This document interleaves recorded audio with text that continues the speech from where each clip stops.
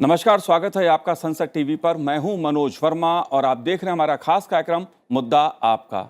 आज हम बात करेंगे भारत इजरायल संबंधों की।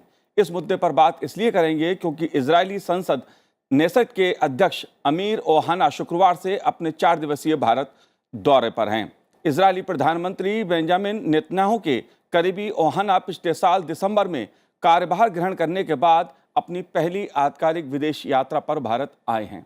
इजरायली संसद के अध्यक्ष अमीर ओहाना इजरायल की आंतरिक सुरक्षा एजेंसी के पूर्व अधिकारी भी रहे हैं। भारत की अपनी पहली यात्रा से पहले इजरायली संसद के अध्यक्ष आमिर ओहाना ने मुंबई आतंकी हमले का उल्लेख करते हुए कहा कि आतंकवाद के खिलाफ लड़ाई दोनों देशों के लिए साझा चिंता का विषय है।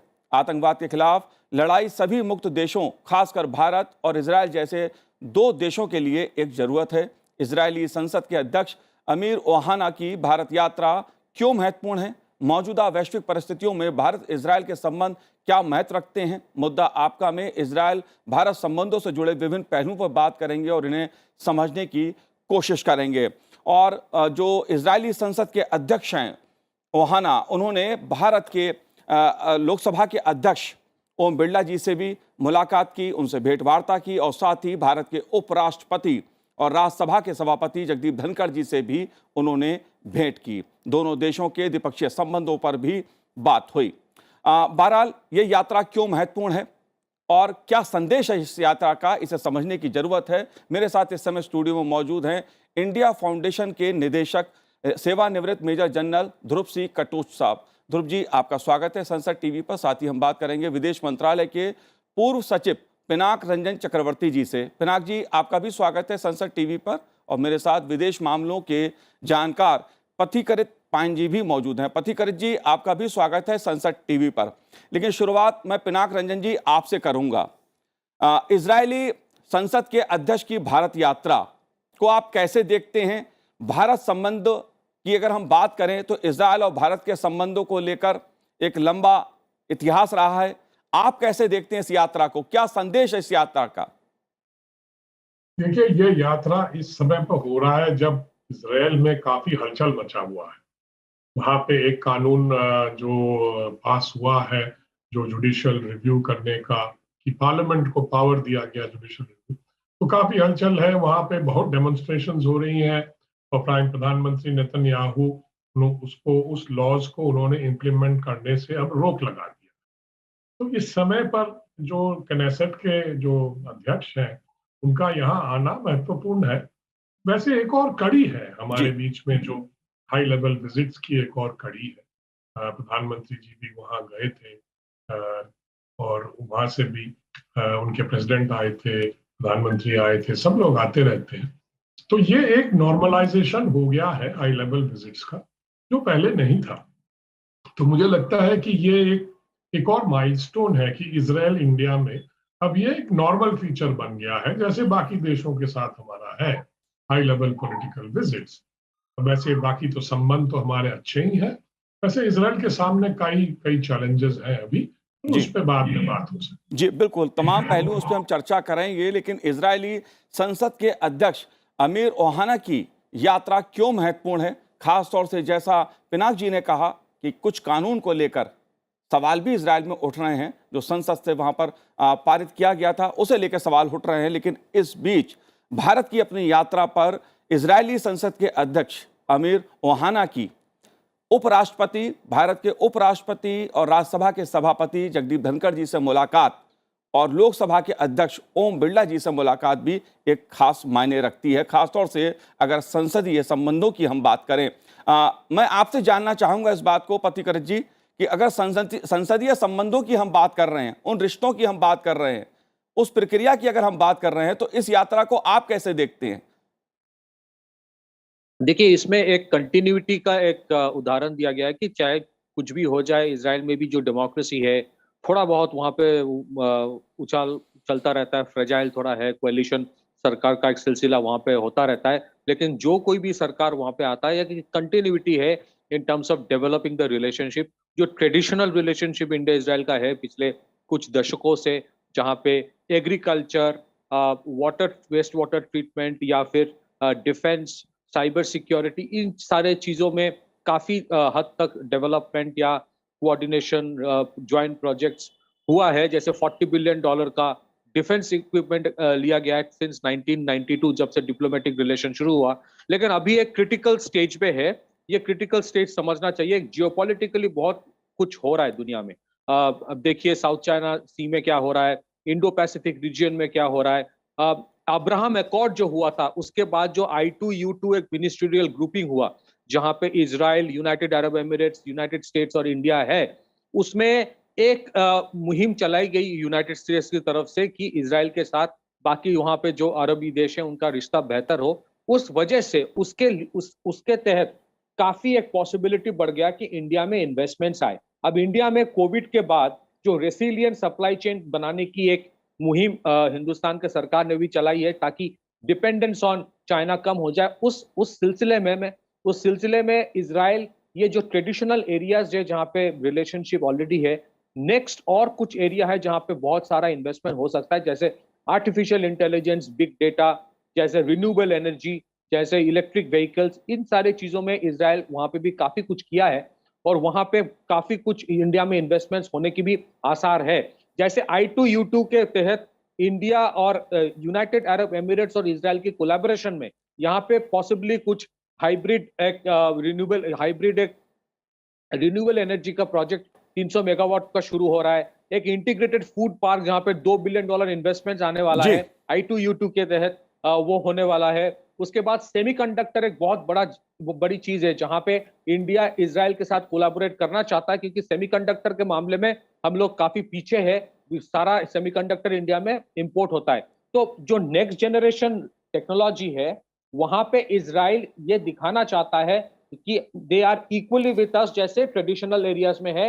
और दूसरी चीजें, पॉलिटिकली कुछ भी हो जाए, उतार चढ़ाव जो भी हो जाए इंटरनल पॉलिटिक्स में इजराइल में, एक जो कंटिन्यूटी है इन रिलेशनशिप वो बरकरार रहता है, चाहे वो हिंदुस्तान के मामले में भी क्यों ना हो। तो ये एक मैसेज दिया जा रहा है कि बिल्कुल डिप्लोमेटिक रिलेशन में बिल्कुल कोई फर्क नहीं आएगा। पथिकृत जी, ये महत्वपूर्ण जो मुद्दे आपने गिनाए, बात चाहे कृषि क्षेत्र में सहयोग की हो, रक्षा के क्षेत्र में सहयोग की हो, या आर्थिक या व्यापार की दृष्टि से कोई समझौता हो, इजराइल और भारत के संबंधों के लिए बहुत अहम है। टेक्नोलॉजी का मुद्दा भी बहुत अहम है। इन सब मुद्दों पर मैं बात करूंगा, लेकिन ध्रुव जी मैं आपसे ये समझना चाहता हूं, क्योंकि ऐसे समय में जब भारत G20 देशों की अध्यक्षता कर रहा है और इजरायली संसद के अध्यक्ष आमिर ओहाना जी भारत की यात्रा पर हैं, लोकसभा के अध्यक्ष ओम बिरला जी से उनकी भेंट वार्ता, राज्यसभा के सभापति जगदीप धनखड़ जी से उनकी मुलाकात, उनकी वार्ता, संसदीय दृष्टि से, लोकतंत्र की दृष्टि से, क्योंकि दोनों देशों के बीच जो लोकतांत्रिक एक पहलू है वो भी खासा महत्वपूर्ण है। इसे आप कैसे देखते हैं? मनोज जी, जिस प्रकार से मैं देखता हूं, एक तो जैसे हमारे पहले वाले पैनलिस्ट ने बहुत अच्छी तरीके से समझाया, रिश्ते भारत और इजराइल के बहुत मजबूत हो चुके हैं पिछले 30 सालों में। अभी ये 31st ईयर डिप्लोमेटिक रिलेशंस का चल रहा है, तो ये रिश्ते सबसे पहले तो बहुत मजबूत हैं। अभी इसको मैं 3 चीज़ों के साथ और जोड़ना चाहता हूं, जो 3 बहुत महत्वपूर्ण इवेंट्स हुए हैं दुनिया में। सबसे पहले जो वेस्ट एशिया में सऊदी अरेबिया और ईरान के बीच में एक समझौता हुआ है जो चीन ने कराया है, जिससे कि उनके डिप्लोमेटिक रिलेशंस बन गए हैं। प्रॉब्लम्स उनके रिजॉल्व नहीं हुए हैं, लेकिन डिप्लोमेटिक रिलेशन एक तरफ से शुरू हुए हैं और इसका इम्पैक्ट इजराइल के ऊपर भी होगा, क्योंकि जहाँ तक सऊदी अरेबिया है वो चाहता है कि यमन की लड़ाई कम हो जाए, दूसरी तरफ सीरिया की तरफ से उनकी तरफ वो समझते हैं कि जो सीरिया में लड़ाई है उसके ऊपर भी ये फ़र्क पड़े, और इजराइल का भी क्या इसके ऊपर स्टैंड होगा या उनको किस प्रकार से फ़र्क पड़ेगा। मेरे ख्याल से ये भी एक डिस्कशन के ऊपर आएगा। दूसरी बात, ये G20 की चेयरमैनशिप हमने संभाली है और SCO की भी एक साथ में है, तो कई चीज़ें अभी इस समय पर दुनिया पे चल रही हैं, खास करके ये जो पॉलिटिकल रीअलाइनमेंट जो वर्ल्ड में हो रही है। मैं समझता हूँ क्योंकि इजराइल एक बहुत बड़ा इम्पॉर्टेंट प्लेयर है और भारत भी इस विषय के ऊपर भी बात होगी, और इंटरनल बातें जो इजराइल में हो रही हैं मुझे नहीं लगता है कि वो कोई खास महत्व रखती है। मेरे अपने ख्याल से वो उनका इंटरनल मामला है, वो उसको रिजॉल्व कर देंगे। लेकिन स्पीकर का इधर आना एक तरफ से वो एक इंडिकेशन देता है कि जहाँ तक भारत की बात है हम इजराइल के साथ हैं, बेशक वहाँ पर कुछ भी हो, भारत इजराइल संबंध जो है ये मजबूत है और ये मजबूत रहेंगे। जी, और जाहिर सी बात है जो भारत का लोकतंत्र है उसको दुनिया मानती है, उसका सम्मान करती है। भारत का आदर पूरी दुनिया में अपनी लोकतांत्रिक प्रक्रिया जो है उसके कारण है, उसकी संसदीय प्रक्रिया है, उसके कारण सम्मान है भारत का। पिनाक जी, मैं आपसे एक बात समझना चाहता हूं। इजरायली संसद के जो अध्यक्ष हैं आमिर ओहाना साहब, उन्होंने ये कहा है कि मुंबई का जो आतंकी हमला था और उसके जो दोषी थे उनको कीमत चुकानी पड़ेगी, उनसे कीमत वसूलनी चाहिए। इस पहलू को आप कैसे देखते हैं? क्योंकि आतंकवाद को एक बहुत बड़ा मुद्दा दोनों देशों के बीच उन्होंने माना है और यह कहा है कि इजरायल और भारत दोनों के लिए मुद्दा एक चिंता का विषय है। जरूरत है इस मुद्दे पर एक साथ काम करने की। आप कैसे देखते हैं इस पहलू को? देखिए, दोनों देश जो है वो आतंकवादियों से तंग आ चुका है। काफी दिन से आतंकी हमले हमारे यहाँ हो रहे हैं। दुनिया को मालूम है कि वो कहाँ से होते हैं, और इजराइल में वो बाकी जो नेबरहुड है उनका वहां से होते हैं। नॉर्थ लेबनान से होते हैं, ईरान से होते हैं, सीरिया से होते हैं, और अंदरूनी पैलेस्टीनियंस भी करते हैं वायलेंट एक्टिविटी। तो टेररिज्म एक कॉमन मुद्दा है।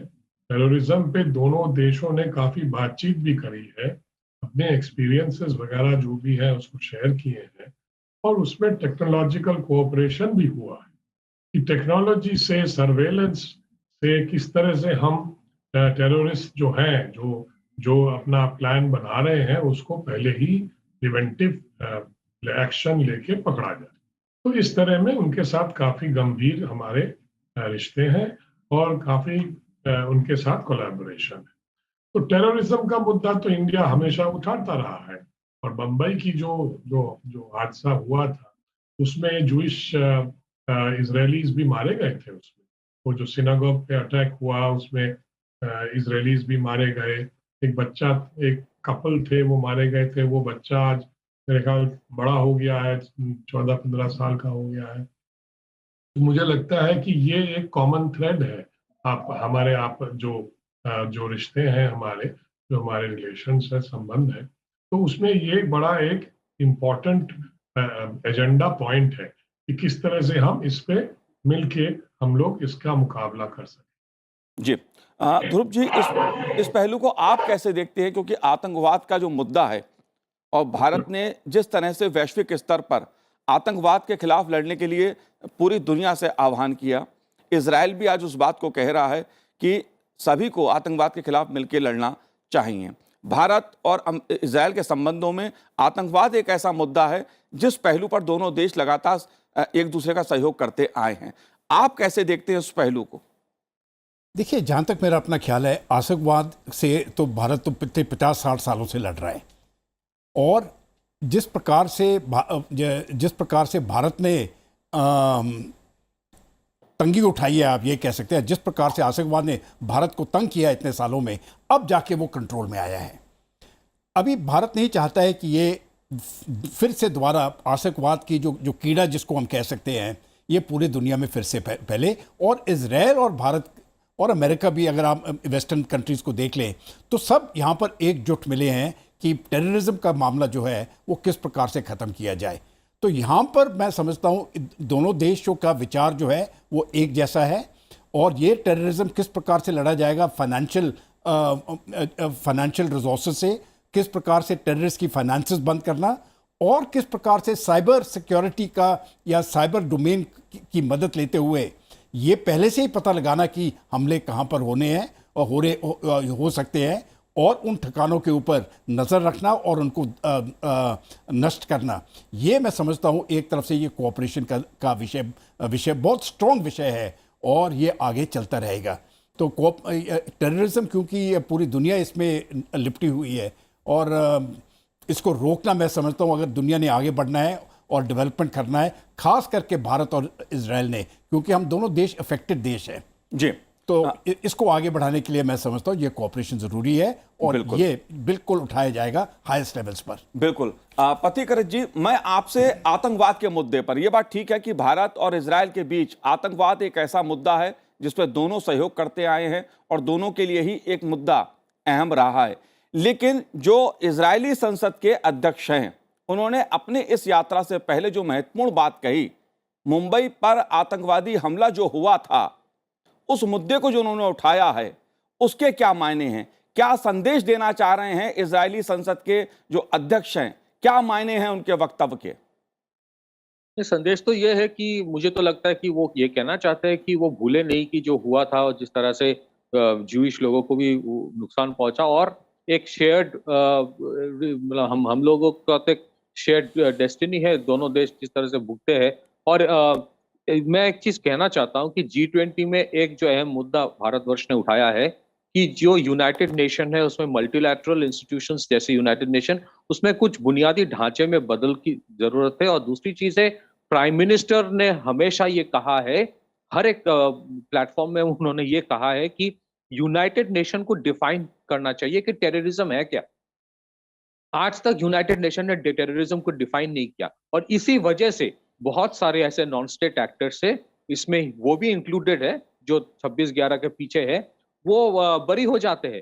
तो 26/11 के पीछे लश्कर ए तोयबा है, ये सबको पता है, लेकिन लश्कर ए तोयबा के पीछे ISI है, लेकिन ISI को कोई छूता नहीं है। सो नॉन स्टेट एक्टर्स को जो स्टेट यूज करता है, state sponsored non state actors, उनके खिलाफ जो एक्शन लेना चाहिए, वो एक्शन इसीलिए नहीं होता कि यूनाइटेड नेशन ने अभी तक वो डिफाइन ही नहीं किया कि टेररिज्म होता क्या है। और यूनाइटेड नेशन का जो रवैया है टेररिज्म लेके, वो बहुत, उसमें बहुत दोगलेपन है, और इसका विक्टिम तो इजराइल भी है। तो इसी वजह से मुझे लगता है कि ये जो फिर से उन्होंने दोहराया है 26/11 की बात, इसका जो लार्जर इम्पैक्ट ये है कि प्राइम मिनिस्टर ने जो कहा, इसका एक इको हो रहा है, रिफ्लेक्शन हो रहा है कि there are countries like Israel which also believe कि कंक्लूजन ये नहीं होता किसी चीज का कि जो टेररिस्ट आया उसको मारा गया, उससे होता नहीं है। उसके पीछे जो ब्रेन होता है, उसको जो फंडिंग करता है, उसके पीछे जो एक देश होता है, उसको जब तक कुछ नहीं किया जाता,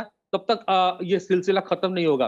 पाकिस्तान देखिए, FAT financial action task force से इनको हटाया गया ग्रे लिस्टिंग से, इसके बावजूद भी कि उन्होंने ज्यादा कुछ तो किया नहीं टेररिज्म को खत्म करने के लिए, सारे टेरर ऑर्गेनाइजेशन इंटैक्ट है। तो इसके ऊपर मुझे लगता है कि बहुत डिस्कशंस की जरूरत है, और बुनियादी ढांचा जो यूनाइटेड नेशन का है, यूनाइटेड नेशन सिक्योरिटी काउंसिल का है, उसमें होना चाहिए। और इसी वजह से ये जो विजिट है during the presidency of India in G20, ये बहुत अहम है। देखते हैं आगे क्या होता है, लेकिन जब तक वो बुनियादी ढांचा में बदल नहीं होगा, टेररिज्म विल कंटिन्यू, और स्टेट्स जो है, नॉन स्टेट एक्टर्स को कुछ स्टेट्स इस्तेमाल करता रहेगा। जाहिर सी बात है, जो मुंबई पर आतंकवादी हमला था, जो आतंकवादी थे वो सीमा पार पाकिस्तान से आए थे, ये पूरी दुनिया इस सत्य को जानती है, मारे गए।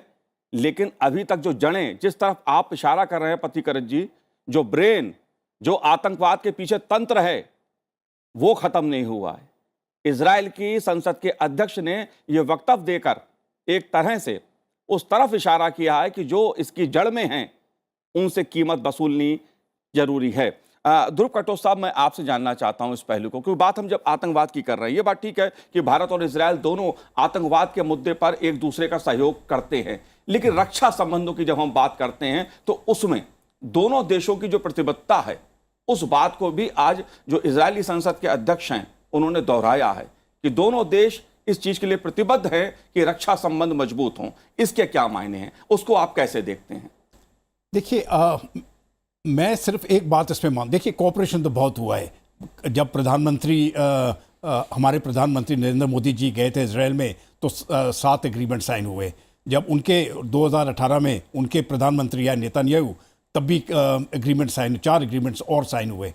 ये तो चलता रहेगा, लेकिन आजकल जो ज़माना है, ये एक हाई टेक्नोलॉजी का ज़माना है। अभी जब हम कोऑपरेशन की बात कर रहे हैं, हम बात कर रहे हैं upper and technology, artificial intelligence, quantum computing, और यहाँ पर चिप्स मैन्युफैक्चरिंग। इस विषय के ऊपर ये जो एडवांस टेक्नोलॉजी की बात है, क्योंकि फ्यूचर वॉरफेयर जो है ये सिर्फ ये 3 आइटम्स कंट्रोल करेंगी। जो इनको कंट्रोल करेगा वो फ्यूचर वॉरफेयर कंट्रोल करेगा। और मुझे लगता है इस विषय के ऊपर बात ज़रूर होगी, और किस प्रकार से भारत और इजराइल का कोऑपरेशन एडवांस टेक्नोलॉजीज़ में होगा, जिसमें मुझे लगता है US भी बीच में शामिल हो जाएगा। इसको कैसे आगे ले जाना, ये मैं समझता हूँ एक बहुत इम्पॉर्टेंट स्टेप होगा दोनों देशों के लिए। जी, पिनाक साहब, आप कैसे देखते हैं रक्षा संबंधों को दोनों देशों के बीच, खासतौर से जब इजरायली संसद के अध्यक्ष ने यह कहा है कि मेक इन इंडिया कार्यक्रम जो भारत का है, भारत को आत्मनिर्भर बनाने के लिए मेक इन इंडिया कार्यक्रम के तहत मिलकर काम कर रहे हैं। इसको आप कैसे देखते हैं, इस पहलू को? भारत और इजरायल के जो रक्षा संबंध है वो शुरू हुए थे कुछ उस दशक में 1992 से शुरू हुए थे, जब हमने डिप्लोमेटिक मिशन वहाँ खोला था, तब से था। और मैं वहाँ गया था 1995 में और मैं 1999 तक था, तो मैं भी उसमें पार्टिसिपेट किया था, जो हमारे रिश्ते बढ़े डिफेंस सेक्टर में। तो डिफेंस सेक्टर इम्पोर्टेंट इसलिए है क्योंकि इजराइल के पास कुछ यूनिक टेक्नोलॉजीज भी हैं और वो काफ़ी एडवांस्ड है in certain areas of weaponry and hardware, और पर्टिकुलरली नाइट विजन, बहुत सारी चीज़ें ऐसी हैं, सेंसर रिलेटेड जो अलर्ट और सर्वेलेंस रिलेटेड चीज़ें हैं। तो इसमें इसीलिए हम लोगों का जो it was a mutually advantages relationship, हमको वो सारी चीज़ें चाहिए थी जो हमें कहीं और से मिल नहीं रही थी। तो इजराइल स्टेप फॉरवर्ड करके आए, उन्होंने उस सारी चीज़ों उन्होंने ऑफर किया। उसके बाद कोलैबोरेशन की बातें हुई, हमने इजरायली सैटेलाइट भी उनके अंतरिक्ष में भेजा है उनके लिए, और कई सारी चीज़ें हैं जिसमें हमारी कोऑपरेशन, हाई टेक्नोलॉजी कोऑपरेशन चल रहा है। और आत्मनिर्भर जो हमारा प्रधानमंत्री का जो प्रोग्राम है उसके संदर्भ में भी इजराइल इंडिया कोऑपरेशन कर रहे हैं। अब जैसे मान लीजिए एग्रीकल्चरल सेक्टर में हम लोग ड्रिप इरिगेशन, ये सब सारी चीजें वो तो बहुत पहले ही शुरू हो गई थी, तो अब आप वो कोलैबोरेशन में अब इंडिया में वो सब बनने लगी है। मुझे याद है कि ड्रिप इरिगेशन के लिए बहुत सारे डेलीगेशन इंडिया से सब तब आए थे 1995, 96 तब, और हमने कोशिश की कि ये कोलैबोरेटिव एफर्ट हो और इंडिया में बनने लगे, क्योंकि पानी को किस तरह से बचाना, उसका इस्तेमाल करना ठीक तरह से, ये इजरायली बहुत पहले से इस पे उन्होंने रिसर्च वगैरह कर रखा था। तो उस रिसर्च का फायदा हमको हुआ, उन्होंने शेयर किया अपने जो टेक्नोलॉजिकल जो रिसर्च और उसके रिजल्ट्स हैं। तो इस तरह से पानी के क्षेत्र में, एग्रीकल्चर में भी वो एडवांस्ड है टेक्नोलॉजिकली, सीड्स वगैरह में, और इधर डिफेंस में। बाकी तो हमारा जो ट्रेड है वो ज्यादातर डायमंड्स में। मुझे याद है जब हम लोग वहां थे तो 80% ट्रेड था डायमंड्स। इंडिया इजराइल से इजराइल में एक बहुत बड़ा डायमंड बूर्स है। बूर्स मतलब जहाँ पे दुनिया भर के डायमंड आते हैं, वहाँ ऑक्शन होता है और वहां से डायमंड लोग खरीद के ले जाते हैं। हमारे यहाँ डायमंड आता है। इंडिया, आपको मालूम है, सबसे बड़ा देश है जो डायमंड एक्सपोर्ट करता है, पॉलिश डायमंड। हमारे यहाँ पॉलिश होता है, उसकी ज्वेलरी बनती है, फिर वो एक्सपोर्ट होता है। तो ये एक बहुत बड़ा ट्रेड है। अब खैर डायमंड ट्रेड अभी 40% के करीब हो गया है, क्योंकि बाकी डोमेन्स में काफी ट्रेड बढ़ गया है हम लोग का। तो ये रिश्ता जो है ये काफी बढ़ चुका है, आगे बढ़ चुका है। तो ये और भी मैच्योर होगा मुझे लगता है। पर कुछ तो प्रॉब्लम्स होंगी, जो पॉलिटिकल चेंजेस हो रही हैं, प्रॉब्लम्स होंगी। पैलेस्टीनियन इशू का जो मुद्दा है वो रहेगा, क्योंकि इंडिया भी 2 स्टेट का, जैसे यूएसए है, India is also committed to the 2-state solution। पर ये जो नेतन्याहू राइट विंग गवर्नमेंट, जी बिल्कुल, जाहिर सी बात है, वैश्विक स्तर पर जो स्थितियां हैं, जो परिस्थितियां हैं, देशों के बीच के जो रिश्ते हैं, उसमें कहीं ना कहीं एक परिवर्तन भी हो रहा है। खासतौर से यूक्रेन और रूस के बीच जो टकराव है, जो युद्ध है, उसके कारण भी दुनिया के कई देशों के रिश्तों में उतार चढ़ाव देखने को मिल रहा है। उसके बावजूद भारत की अपनी जो कूटनीति रही है, अपनी जो विदेश नीति रही है, उसमें हर देश के साथ बेहतर संबंध, सहयोग की भावना, ये एक मुख्य बिंदु रहा है। लेकिन पथिकर जी, मैं आपसे एक बात जानना चाहता हूं, खास तौर से अगर हम बात व्यापार की करते हैं, आर्थिक मोर्चे की करते हैं, आर्थिक सहयोग की करते हैं इजराइल और भारत की, तब भारत एक मुक्त व्यापार समझौते की तरफ भी बढ़ रहा है। मुक्त व्यापार समझौता इजराइल के साथ क्या है और इसके क्या मायने हैं, क्या स्थिति है इसकी? देखिए, फ्री ट्रेड एग्रीमेंट अगर होता है तो उसमें I2U2 जैसा मैंने कहा, और अब्राहम एकॉर्ड का बहुत बड़ा एक बहुत बड़ा इन्फ्लुएंस रहेगा। अभी जैसे मैंने कहा कि एक कुछ investments in integrated food park हो रहा है, जो यूनाइटेड अरब एमिरेट्स और इजराइल मिलकर इंडिया में कर रहा है। तो एक प्रॉब्लम जहां पे है वो ये है कि इजराइल का मार्केट जो है बहुत छोटा है और इंडिया का मार्केट बहुत बड़ा है। सो उसमें एक लॉपसाइडेड इशू आ जाता है, but eventually I am sure something will be brought out जहां पे एक लेवल प्लेइंग फील्ड आए। इंडिया का मार्केट ह्यूज है जहां पे there is a huge opportunity for Israeli companies to invest. Atmanirbhar Bharat में वो शेयर्ड पार्टनर होने के लिए राजी हो गए हैं। बहुत सारे डिफेंस प्रोडक्ट्स है जहां पे they are collaborating in making them in India. लेकिन ऐसे भी बहुत सारे प्रोडक्ट्स होंगे जो इंडिया सेल करेगा, not just to Israel but to probably a larger middle eastern market, जहां पे हो सकता है कि इजराइल के साथ फ्री ट्रेड एग्रीमेंट जो हो उसमें अगर यूनाइटेड अरब एमिरेट्स आ जाए तो वो बेहतर होगा। तो मुझे लगता है कि फ्री ट्रेड एग्रीमेंट होना चाहिए और इजराइल और इंडिया में शेयर्ड जो इंटरेस्ट है that has a long and a shared promising future। लेकिन वो अगर I2U2 के तहत होता है, यूनाइटेड अरब एमिरेट्स आ जाता है उसमें, तो it will be even better. I think technologically definitely जो स्टार्टअप एरिया है, स्टार्टअप इकोसिस्टम इंडिया का भी जो है थर्ड लार्जेस्ट है, इजराइल का जो है it's one of the biggest in the world. वहां पे ऑलरेडी बहुत सारे कोलैबोरेशंस हो रहा है। तो इसमें मुझे लगता है फ्री ट्रेड एग्रीमेंट के अभी भी है नहीं है, इसके बावजूद जिस तरह का हम लोगों का कोलैबोरेशंस है in various aspect, free trade agreement अगर हो जाए तो इट विल डेफिनेटली हेल्प। लेकिन देखना पड़ेगा how much the Indian companies will benefit, because we have to remember Israel का जो मार्केट है वो काफी छोटा है। So how we deal with that is an issue. बिल्कुल, दोनों इजराइल और भारत के बीच एक अहम मुद्दा सौर ऊर्जा का भी है और खासतौर पर नवीकरणीय ऊर्जा का भी है। इन मुद्दों पर भी दोनों देश मिलकर काम कर रहे हैं। टेक्नोलॉजी के इशू पर भी दोनों देश मिलकर काम कर रहे हैं। लेकिन जिस तरह से इजरायली संसद के अध्यक्ष अमीर ओहाना जी ने भारत की यात्रा की है और लोकसभा अध्यक्ष ओम बिरला जी और राज्यसभा के सभापति जगदीप धनखड़ जी से भेंट की है, विभिन्न मोर्चों पर संवाद हुआ है, जाहिर तौर पर उनकी ये यात्रा भारत और इजरायल के संबंधों को एक नई दिशा देगी, मजबूती प्रदान करेगी। आप तीनों ने इस कार्यक्रम में भाग लिया, संसद टीवी से बात की, बहुत बहुत शुक्रिया, बहुत बहुत धन्यवाद हमसे बात करने के लिए। तो आज इस कार्यक्रम में इतना ही, मुझे दीजिए आज्ञा, नमस्कार।